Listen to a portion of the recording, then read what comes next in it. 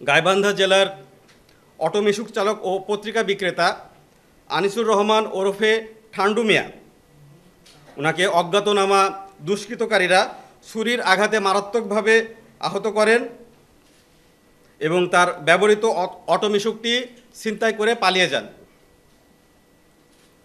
Auto মিশুক চালক এবং পত্রিকা বিক্রেতা আনিসুর রহমান ওরফে ঠান্ডু মিয়া, পিতা মৃত আব্দুল হামিদ, গাইবান্ধা জেলার সদর থানাধীন কিসামত গ্রামের অধিবাসী ছিলেন। তিনি একজন পত্রিকা বিক্রেতার পাশাপাশি অটো মিশু চালিয়ে তার জীবিকা নির্বাহ করতেন।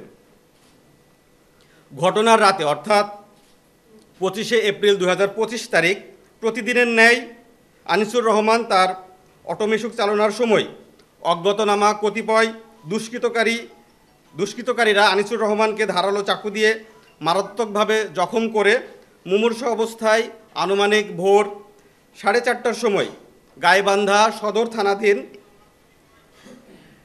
পিডিবি নেস্কো 1 অফিসের গেটের পাশে ফেলে রেখে যায় এবং তার ব্যবহৃত অটো মিশুকটি নিয়ে পালিয়ে যায়।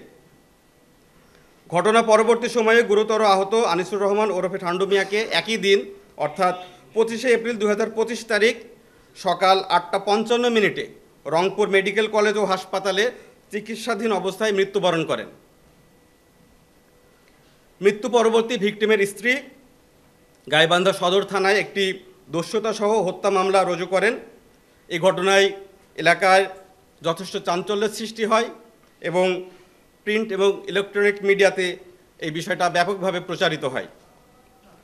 এই বিষয়ে র্যাব 13 এর একাধিক টিম ছায়া তদন্তে নামে এবং মামলার ঘটনায় জড়িতদেরকে প্রাথমিকভাবে শনাক্ত করতে সক্ষম হয়।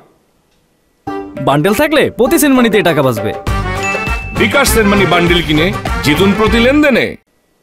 এরই ধারাবাহিকতায় তথ্য প্রযুক্তির ব্যবহার এবং গোপন সংবাদের ভিত্তিতে আমাদের র্যাব 13 CPC 3 গাইবান্ধা ক্যাম্পের একটি চৌকস আভিযানিক দল গতকাল অর্থাৎ 1/5/2025 তারিখ সন্ধ্যা 6টা থেকে রাত 12টা পর্যন্ত গাইবান্ধা জেলার সদর থানাধীন বিভিন্ন এলাকায় অভিযান পরিচালনা করে এবং মামলার প্রাথমিক তদন্তে প্রাপ্ত 4 জন আসামিকে গ্রেপ্তার করতে সক্ষম হন।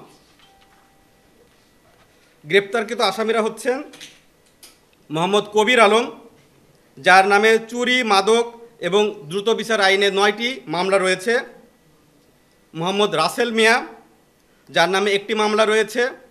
এছাড়াও শহীদুল ইসলাম এবং রাশেদ মণ্ডল নামে অপর 2 জনকে আমরা গ্রেপ্তার করতে সক্ষম হই। আপনাদের অবগতির জন্য জানাচ্ছি, মোহাম্মদ রাশেদ মণ্ডল, যার গ্যারেজ থেকে ছিনতাইকৃত অটোরিকশাটি আমরা উদ্ধার করতে সক্ষম হই। যে সকল আসামিদের গ্রেপ্তার করা হয়েছে সকলের নামে চুরি, ছিনতাই, দস্যুতা, মাদকসহ বিভিন্ন ধরনের মামলা রয়েছে। আরও উল্লেখ্য যে এই ঘটনার পরবর্তী গত 26 তারিখে যখন মামলা রুজু হয় তার 24 ঘন্টার মধ্যে অর্থাৎ গত 27শে এপ্রিল আমরা এই মামলার অন্যতম আরেকজন আসামি মোহাম্মদ আরিফ মিয়াকেও গ্রেপ্তার করতে সক্ষম হই।